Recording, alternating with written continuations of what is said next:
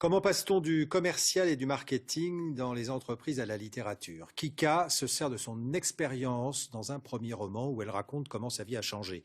Un livre qui retrace le parcours d'une désespérée working girl sur la route avec Floriane Olivier et Merak Movsisyan.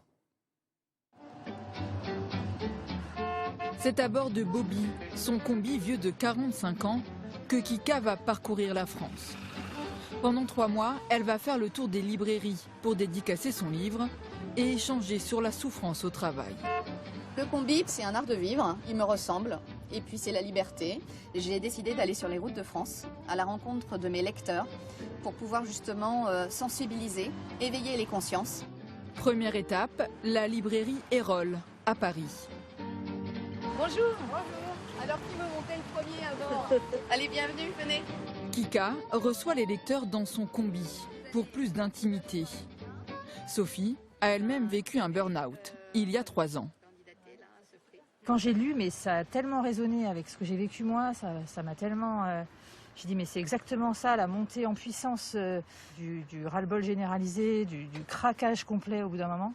C'est tellement bien décrit que voilà, ça m'a vraiment touchée. Largement autobiographique, le roman raconte l'histoire de Clotilde, une jeune femme victime de harcèlement au travail, puis d'épuisement professionnel. Une lente descente aux enfers vécue par de nombreux salariés, mais souvent passée sous silence. Beaucoup de gens n'osent pas raconter parce qu'ils ont peur de ne pas être compris.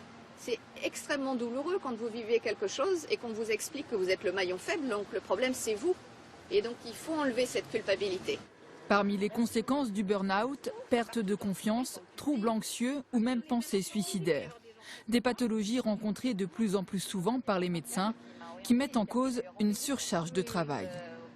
Là actuellement, on est dans une espèce d'inflation du toujours plus avec toujours moins de moyens qui rend les gens malades. Il faut vraiment sortir de l'isolement comme Madame fait, oser en parler.